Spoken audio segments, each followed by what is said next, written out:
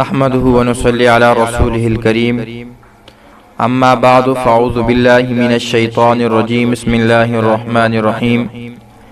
انما يعمر مساجد الله من آمن بالله واليوم الآخر عن عثمان رضي الله تعالى عنه قال قال رسول الله صلى الله عليه وسلم من بنى مسجدا بنى الله له بيتا في الجنة۔ ویڈیو میں آگے بڑھنے سے پہلے آپ تمام دوستوں سے گزارش ہے کہ اگر آپ ہمارے چینل پر نئے ہیں تو ہمارے چینل کو سبسکرائب کریں اور ساتھ میں موجود گھنٹی کے بٹن کو بھی دبا دیں، اور ابھی تک اگر آپ نے ہماری ویڈیو کو لائک نہیں کیا تو ویڈیو کے نیچے موجود لائک کے بٹن پر بھی کلک کریں۔ قرآن کریم کے اندر اللہ رب العزت نے فرمایا کہ وہی لوگ مساجد کو تعمیر کرتے ہیں جو اللہ اور اس کے رسول کے اوپر ایمان لیتے ہیں۔ اور حضرت عثمان رضی اللہ تعالی عنہ سے روایت ہے، جناب رسول اللہ صلی اللہ علیہ وسلم نے فرمایا کہ جس نے مسجد بنائی اللہ اس کے لیے جنت کے اندر محل تعمیر کرے گا۔ مساجد بنانا یہ انبیاء علیہم الصلاۃ و تسلیمات کا طور و طریقہ ہے، اور مساجد کو آباد کرنا یہ انبیاء علیہم الصلاۃ و تسلیمات کا طور و طریقہ ہے۔ اب ہم اپنے موضوع کی طرف آتے ہیں کہ بابری مسجد آج سے کئی زمانے تک الحمدللہ بابری مسجد مسلمانوں کی ایک بہت قدیمی مساجد میں اس کا شمار ہوتا ہے، اور وہاں مساجد کے اندر نماز کا اہتمام ہوتا تھا، لیکن ایک صدی سے زیادہ بابری مسجد اور ہندوؤں نے اس کو مندر بنانے کی کوشش کی،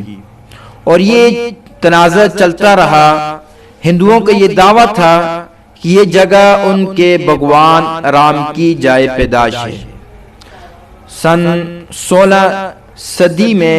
ایک مسلمان نے گرا کر اس کو مسجد بنائی، جبکہ مسلمانوں کا دعویٰ یہ ہے کہ 1949 تک وہاں نماز پڑھتی جا رہی تھی۔ رات کو کسی نے مسجد کے اندر بت لا کر رکھ دیا، اور اس کے بعد ہندوؤں نے یہ تنازع شروع کر دیا کہ یہاں مسجد نہیں بلکہ یہ ہمارے بھگوان کی جگہ ہے۔ اب یہ تنازع بڑھتا چلا گیا، اور مسلمان اور ہندوؤں نے کورٹ کی طرف رجوع کیا۔ 1992 میں ہندوؤں نے مسجد کو تباہ کرنے کی کوشش شروع کی، اور اس تنازع کی شدت اتنی اوپر آئی کہ اس کی وجہ سے 2000 کے قریب لوگ مارے گئے۔ سن 2010 میں 3 رکنی بینچ نے فیصلہ دیا کہ مغل بادشاہ ظہیر الدین بابا نے یہاں مسجد تعمیر نہیں کی، کیونکہ یہ ایک مندر کی جگہ ہے، مسجد تعمیر نہیں ہو سکتی یہاں۔ جبکہ مسلمان جج نے کہا کہ مسجد کی تعمیر میں کوئی مندر نہیں گرایا گیا۔ اب بھارت نے دوسرا فیصلہ سنایا کہ یہاں مندر تعمیر کیا جائے اور مسلمانوں کو علیحدہ جگہ دی جائے، جبکہ مسلمانوں نے اس فیصلے کو مسترد کر دیا۔ اور اگر ہم غور و فکر کریں اور اپنے ذہن سے کام لیں کہ ایک جگہ مسجد بنی ہوئی ہے، اس مسجد کو گرا کر وہاں مندر بنا دینا اور مسجد کو اس کے لیے علیحدہ جگہ دے دینا، یہ دنیا کے کسی مذہب سے بھی اس کے اندر کوئی ثبوت نہیں ملتا کہ دنیا کے اندر جتنے مذاہب بھی ہیں، خواہ وہ کسی بھی مذہب سے تعلق رکھتے ہیں، خواہ وہ بھگوان کے پجاری ہوں، خواہ وہ سورج کے پجاری ہوں، خواہ وہ چاند تارے کے پجاری ہیں یا کسی اور چیز کے پجاری ہیں، خواہ وہ ہندو ہوں، یہودی ہوں، کوئی بھی ہے، کوئی بھی مذہب اس چیز کی اجازت نہیں دیتا کہ وہاں مسجد کو گرا کر وہاں مندر تعمیر کیا جائے۔ اور ایک حدیث کے اندر بھی آپ صلی اللہ علیہ وسلم نے فرمایا کہ جس جگہ مسجد تعمیر ہو جائے اس جگہ سے لے کر آسمان تک وہ قیامت تک مسجد ہی رہتی ہے،